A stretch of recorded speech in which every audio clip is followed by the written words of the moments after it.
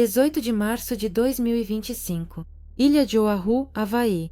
Uma engenheira com doutorado, junto com o marido, parte para uma breve caminhada até o cênico topo de Nuuanu-Pali, um penhasco conhecido por sua trilha perigosa e vistas deslumbrantes. O local deveria ser o cenário para uma foto memorável no dia do seu aniversário. Mas em algum momento tudo muda. Turistas ouvem gritos. Alguém chama a polícia. Logo, os paramédicos levam a mulher ferida enquanto seu acompanhante desaparece na floresta. Quando a investigação começa, surge uma história para a qual ninguém estava preparado. Gerhard Koenig nasceu e cresceu na África do Sul. Ele decidiu cedo qual seria sua profissão e estabeleceu um objetivo claro: tornar-se médico. Calmo, disciplinado e metódico, ele conseguiu ingressar em uma prestigiada faculdade de medicina em Pittsburgh, nos Estados Unidos. Lá mesmo, fez residência e iniciou sua carreira como anestesiologista, escolhendo uma especialização que exige não apenas extrema precisão, mas também total controle emocional. Durante quase 10 anos, ele trabalhou no Centro Médico Universitário de Pittsburgh, uma das principais instituições médicas do país. Sua reputação era impecável. Os pacientes valorizavam sua precisão e atenção aos detalhes. Os colegas o respeitavam por sua inteligência e profissionalismo, e os estudantes o reconheciam como um professor paciente e apaixonado.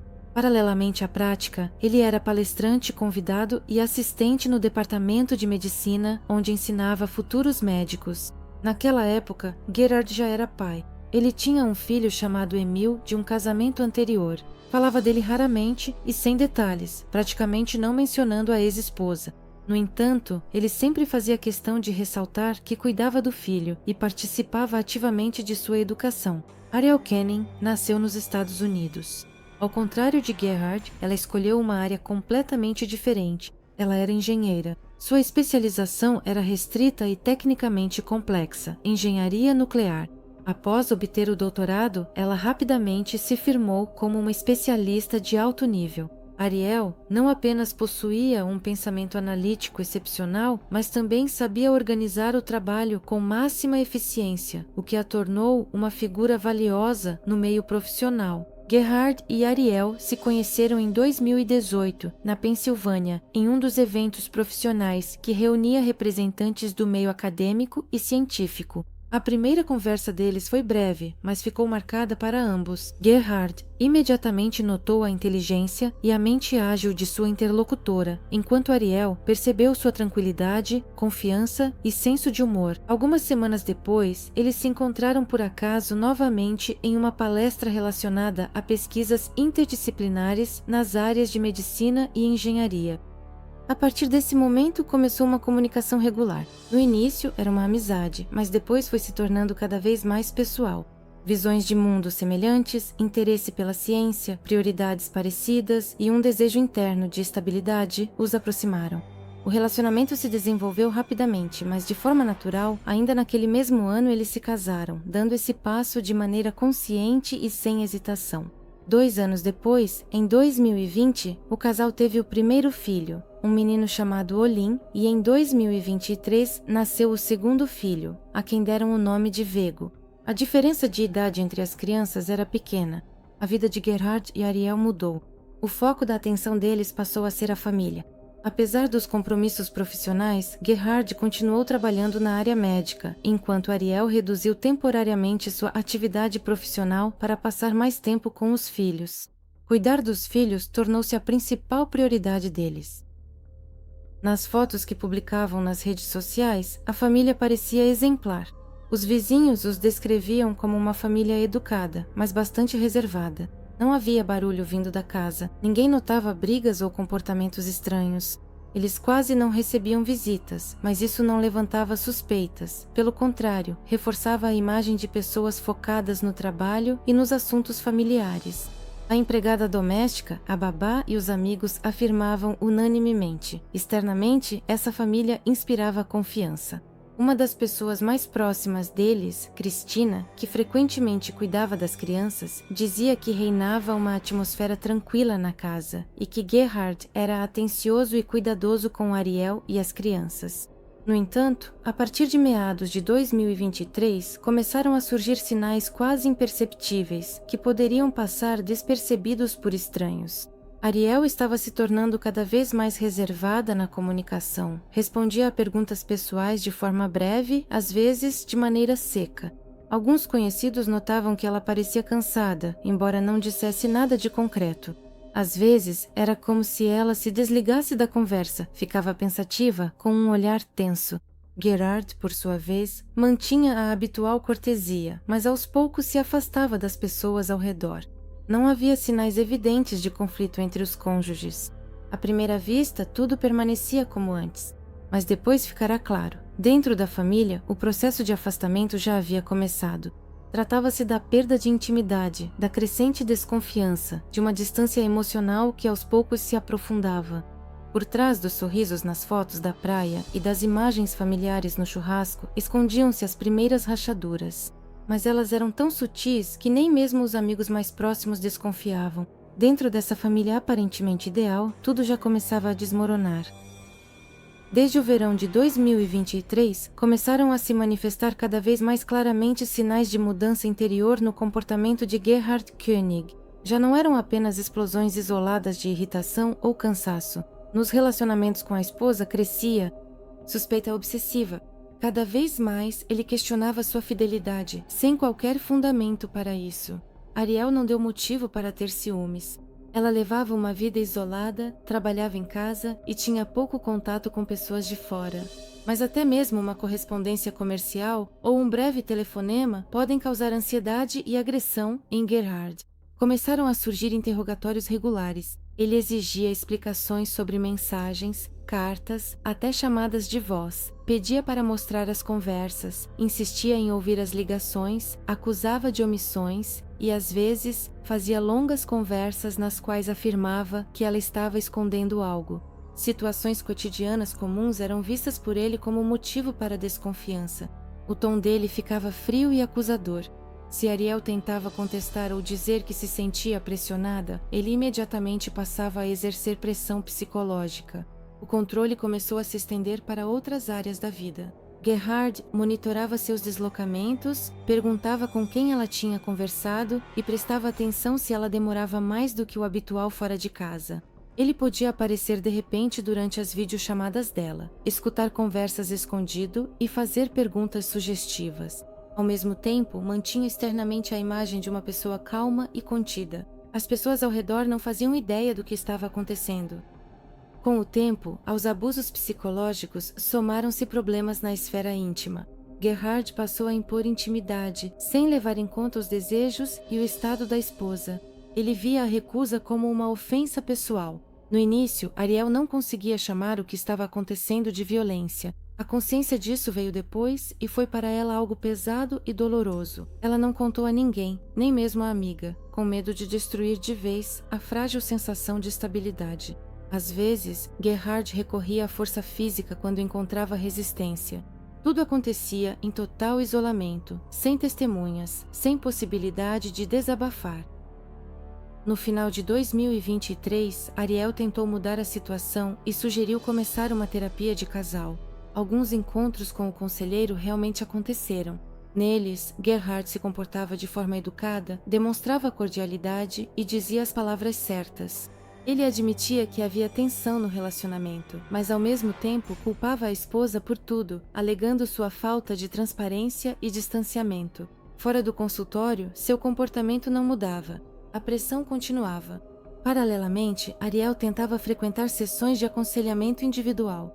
Ela começou a falar sobre a ansiedade, sobre o medo do marido, sobre a sensação de isolamento interno. O médico registrava sintomas preocupantes, mas não havia declarações diretas sobre violência doméstica.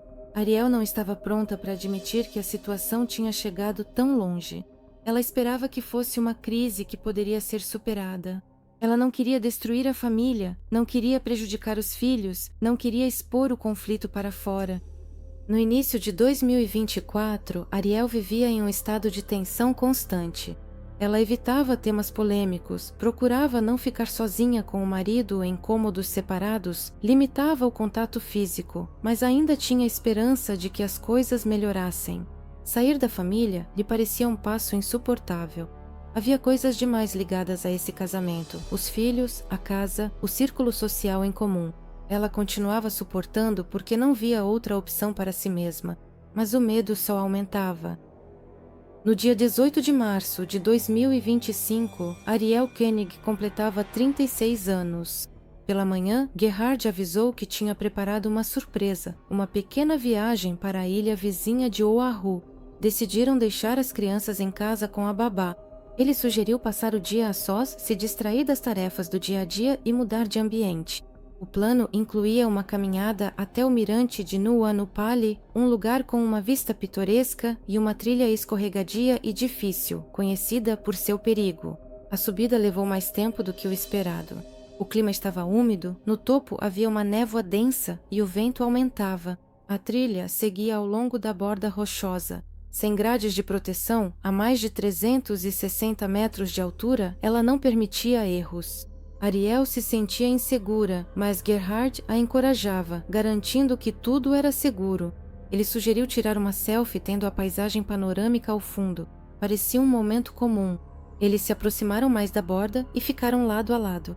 Ariel estava de costas para o precipício, de frente para Gerhard. Eles tinham acabado de tirar uma selfie com a paisagem ao fundo. Ela começava a sentir medo, a altura, o vento forte, o solo escorregadio sob os pés. Ela disse que queria se afastar um pouco da borda. Dando meio passo em direção à trilha, ela se virou um pouco de lado. E nesse momento, Gerhard de repente avançou, agarrou-a bruscamente pelos ombros e a empurrou com força para trás, direto para o precipício. Ariel, pega de surpresa, perdeu o equilíbrio. Seus pés escorregaram na pedra úmida e só o instinto agudo de autopreservação a fez cair de joelhos e agarrar-se ao chão com as mãos. Seu primeiro impulso foi pensar que aquilo era uma brincadeira cruel e absurda. Mas ao olhar para o rosto do marido, ela viu. Aquilo não era um jogo. Nos olhos dele não havia o menor traço de sorriso, apenas frieza, tensão e concentração. Ele tentou matá-la. Enquanto Ariel se defendia, Gerhard começou a vasculhar sua pochete. Em um segundo, apareceu em suas mãos uma caneta injetora preparada com um líquido transparente. Ariel entendeu imediatamente o que era aquilo. Era uma tentativa de imobilizá-la. Ela arrancou a seringa da mão dele e a jogou para o lado. Gerhard ficou furioso. Ele pegou uma pedra do tamanho de um punho e desferiu um golpe em sua cabeça. 1, 2, 3 golpes. Os golpes acertaram o rosto, a testa, a têmpora. Ariel tentava se proteger com as mãos, gritava, se defendia. Seu polegar foi quebrado ao tentar se defender. O rosto estava coberto de sangue. Apesar dos ferimentos, ela continuou a lutar e, com as últimas forças, mordeu o ombro do marido. Ele afrouxou o aperto por um instante. Ela gritou o mais alto que pôde. Os gritos foram ouvidos. 2 turistas passavam por uma trilha próxima. Um deles viu um homem com uma pedra ensanguentada nas mãos, curvado sobre a mulher. O segundo pegou o telefone e chamou os serviços de emergência. Ao ver as testemunhas, Gerhard recuou imediatamente, virou-se e desapareceu na área florestal, abrindo caminho pela vegetação densa. Imediatamente após o ataque no topo do penhasco, uma operação de emergência foi iniciada. As testemunhas chamaram os serviços de emergência, fornecendo as coordenadas exatas do local do incidente. Os médicos chegaram primeiro e evacuaram Ariel Koenig em estado grave. Seu rosto e cabeça estavam cobertos de sangue. Ela estava em estado de choque e parcialmente desorientada. Na sala de emergência, os médicos registraram múltiplos ferimentos na cabeça, lacerações profundas na testa e no couro cabeludo, causadas por um objeto contundente, provavelmente uma pedra. No rosto, escoriações e hematomas. Um dos ferimentos exigiu vários pontos. Também foram diagnosticadas várias contusões pelo corpo, marcas de pressão nos ombros e antebraços, resultado de uma luta e contenção. Nas mãos, escoriações e unhas quebradas, indicando uma tentativa de se segurar ou se defender. O polegar direito estava fraturado, provavelmente ao tentar proteger a cabeça dos golpes. Os médicos notaram sinais de exaustão física severa, desidratação e choque emocional.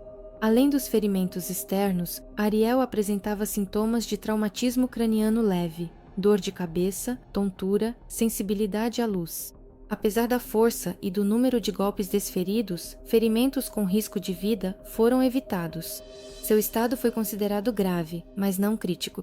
Após a estabilização inicial, Ariel foi mantida em observação na unidade de traumatologia. Psicólogos especializados em vítimas de violência começaram a trabalhar com ela imediatamente. A polícia da cidade de Gunulugu, ao receber o relato de um ataque com tentativa de homicídio, avaliou a situação como crítica e iniciou imediatamente as buscas. A área adjacente ao penhasco foi isolada. Um helicóptero, unidades caninas e patrulhas terrestres adicionais foram mobilizados. A particularidade do terreno, vegetação densa, encostas e topografia complexa. Tudo isso dificultava a operação. Gerhard Koenig conseguiu deixar o local do ataque antes da chegada da polícia. Ele se moveu a pé, evitando trilhas e orientando-se pela área florestal. Ele não se aproximou de áreas povoadas, nem tentou ir para a estrada. Era evidente que ele estava se escondendo deliberadamente.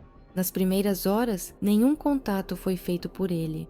Além disso, ele não deixou nenhuma explicação e não voltou para casa. Os investigadores entenderam que não se trata de um ato impulsivo, mas de uma tentativa de assassinato cuidadosamente planejada, seguida de fuga. Algumas horas após o início das buscas, Gerhard realizou a única ação que posteriormente seria registrada nos autos do processo. Ele entrou em contato por videochamada com seu filho Emil, nascido do primeiro casamento. Durante a conversa, ele estava na floresta. Suas roupas estavam sujas de sangue e lama, e seu rosto parecia exausto. Ele disse literalmente: "Tentei matar Ariel, mas ela fugiu." Ele também mencionou a intenção de tirar a própria vida, supostamente pulando de um penhasco. O filho tentou impedi-lo, mas a conversa foi breve. Ao fundo, ouvia-se o barulho de um helicóptero. Naquele momento, a polícia já estava vasculhando a área. A conversa com o filho tornou-se um episódio crucial. Ela registrou uma confissão direta e demonstrou o estado instável do suspeito. Considerando a ameaça de suicídio e o potencial perigo para outras pessoas, a polícia reforçou as medidas de segurança. A operação de busca foi ampliada. A atenção especial foi dada a áreas onde seria possível se esconder, matagais densos, rochas, ravinas. 8 horas após o início das buscas, por volta das 7 da noite, uma patrulha avistou um homem deitado nos arbustos perto do acostamento de uma das estradas de acesso. Exteriormente, ele correspondia à descrição. Policiais o abordaram e exigiram que ele mostrasse as mãos, mas ele não obedeceu à ordem. Ele foi então jogado no chão, algemado e submetido a um exame superficial. Ele não tinha armas, mas suas roupas estavam manchadas de sangue e sujeira, seu cabelo estava emaranhado e seu rosto estava rachado. Era Gerhard Koenig. Ele não ofereceu resistência ativa, mas se recusou a explicar onde esteve todo esse tempo e o que fez depois do ataque. Ele foi levado para a delegacia e formalmente preso por suspeita de tentativa de homicídio de segundo grau. Naquela noite, sua foto algemado apareceu em notícias locais e nacionais. A reputação do médico de sucesso foi destruída em questão de horas. As notícias sobre a detenção eram acompanhadas por breves resumos. Um respeitado especialista, sócio de uma clínica médica em Maui, foi preso sob suspeita de agressão violenta contra a esposa. Imagens dele cobrindo o rosto com um papel durante o transporte circularam pela imprensa. Médicos, pacientes e colegas que antes o conheciam apenas por sua atuação profissional viram pela primeira vez aquela pessoa sob uma nova luz, não como um especialista confiável, mas como um acusado de um crime grave. Enquanto Gerhard estava detido, Ariel se recuperava em um quarto de hospital. Seu estado era estável, apesar dos ferimentos graves. Ela deu as primeiras explicações breves à polícia. Os detalhes do ocorrido foram registrados no relatório oficial. Esses depoimentos coincidiam com o relato das testemunhas e eram confirmados pelas evidências encontradas no local do ataque. Para a investigação, era evidente, as ações de Gerhard foram deliberadas e planejadas. A fuga, a confissão ao filho, a fuga durante 8 horas, os vestígios de luta, tudo isso passou a fazer parte do quadro geral. As investigações no local do ataque continuaram mesmo após a prisão de Gerhard. Em primeiro lugar, foram registradas as principais evidências. Na encosta próxima à trilha foi encontrada uma pedra com sangue, compatível em tamanho e formato com a arma descrita por Ariel. Perto dali, entre os arbustos, os policiais encontraram uma seringa com restos de um líquido transparente. A conclusão preliminar indicava a presença de um sedativo. A disposição dos objetos coincidia com a versão dos acontecimentos apresentada pela vítima. Após a estabilização de seu estado, Ariel voltou para casa. 3 dias depois, ela decidiu verificar a garagem onde Gerard costumava guardar seus pertences pessoais. Entre caixas velhas, em um canto de difícil acesso, ela encontrou uma pequena bolsa. Dentro havia objetos que não deveriam estar fora de uma instituição médica. Lá estava o crachá dele com o local de trabalho indicado, além de várias seringas limpas, frascos de medicamentos e uma embalagem com anestésico. Um dos frascos ampola tinha a marcação Deprivan. Esse é o nome comercial do Propofol. Ariel entregou o achado à polícia. O conteúdo foi apreendido e encaminhado para a perícia. Os investigadores confirmaram, parte dos medicamentos não era destinada ao armazenamento doméstico. Além disso, a presença deles fora do controle médico violava as normas vigentes. Surgiu uma questão fundamentada: como e por que um médico que trabalha em uma clínica levou do trabalho substâncias destinadas à anestesia intravenosa? É um medicamento potente, utilizado em salas de cirurgia. Ele pode causar sedação profunda e exige monitoramento do estado do paciente. O uso dele fora da clínica envolve riscos sérios. Os investigadores concluíram que Gerard não apenas armazenava o medicamento, mas o levou consigo de forma intencional. Nenhum dos medicamentos na bolsa estava registrado oficialmente. A instituição onde Koenig trabalhava não confirmou a retirada legal dos medicamentos. As ações dele representavam não apenas uma violação do regulamento interno, mas também um abuso médico direto. Após a hospitalização, Ariel Koenig forneceu um depoimento por escrito, que serviu de base para o pedido de medidas restritivas. Em sua declaração, ela descreveu os principais episódios dos últimos meses: controle sistemático por parte do marido, humilhações, ameaças, coerção física e íntima. Ariel destacou que nos últimos meses antes do ataque, vivia em estado de medo constante. Ela também observou que anteriormente não havia procurado a polícia, pois temia uma escalada da violência e não tinha certeza de que sua denúncia seria levada a sério. Após a tentativa de assassinato, ela decidiu relatar tudo oficialmente. O tribunal levou em consideração todas as circunstâncias. A ameaça para as pessoas ao redor foi considerada real e a proteção da parte lesada foi colocada como prioridade. Ao mesmo tempo, começaram os procedimentos jurídicos relacionados ao status profissional de Gerard. Após a apresentação das acusações oficiais, a direção da instituição médica onde ele trabalhava o afastou temporariamente de todas as funções. A licença médica foi suspensa e o acesso aos sistemas clínicos foi bloqueado. Alguns dias depois, o Conselho Médico Estadual iniciou o processo de revogação da autorização para exercer a profissão. O motivo formal foi o processo criminal e o uso de conhecimentos profissionais e medicamentos em prejuízo de terceiros. Colegas, pacientes, vizinhos, todos observavam que, externamente, Gerard não dava motivos para suspeitas. Foi justamente essa diferença entre a imagem externa e as ações reais que causou o maior impacto. A sociedade ficou chocada com o fato de que os sinais de violência puderam permanecer despercebidos por tanto tempo. 2 semanas após a prisão de Gerard, o caso entrou em uma fase ativa de preparação para o julgamento. A acusação formou uma posição oficial e encaminhou os materiais para a Promotoria do Estado do Havaí. Estava sendo reunido um conjunto de provas, incluindo a perícia da bolsa médica encontrada, a análise do conteúdo da seringa e o processamento dos depoimentos das testemunhas. Na audiência preliminar, o promotor declarou que a tentativa de assassinato não se limitou a um único método. Segundo a acusação, Koenig tomou 3 ações consecutivas com o objetivo de levar seu plano até o fim. Ele empurrou Ariel para a beira do precipício, depois tentou-lhe aplicar sedativos e, ao fracassar, desferiu golpes com uma pedra em sua cabeça. O promotor enfatizou: cada um desses atos, por si só, poderia ter levado à morte. Segundo a investigação, a soma dessas ações elimina qualquer dúvida quanto à intenção do acusado.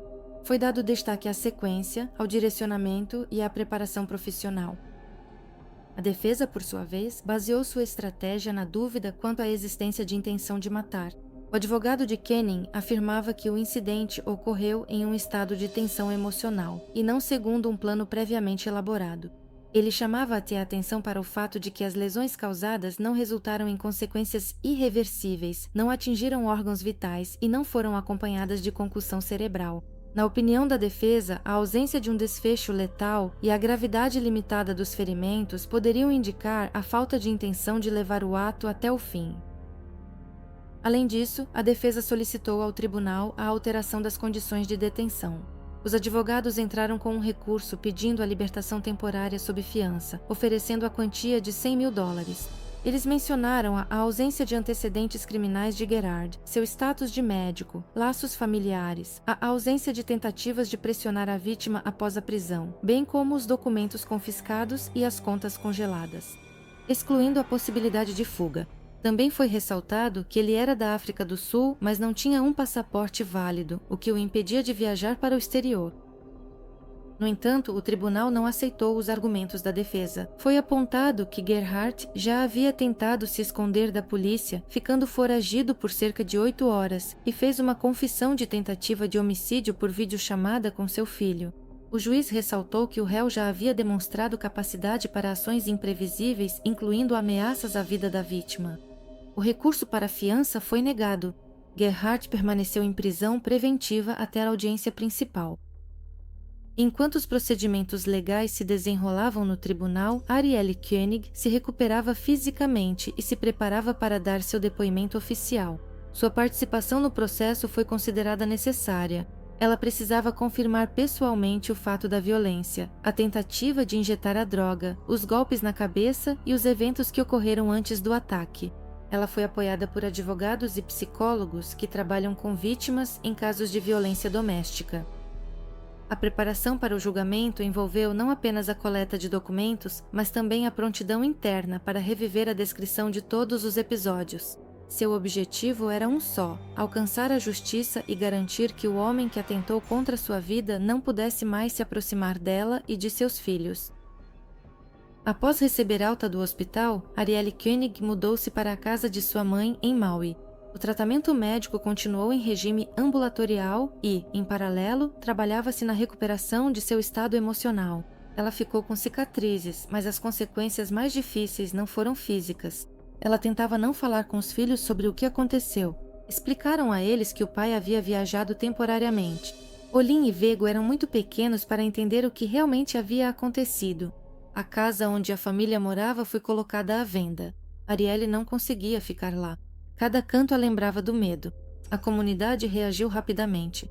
Foram organizadas arrecadações de fundos, das quais participaram ex-colegas, amigos e vizinhos.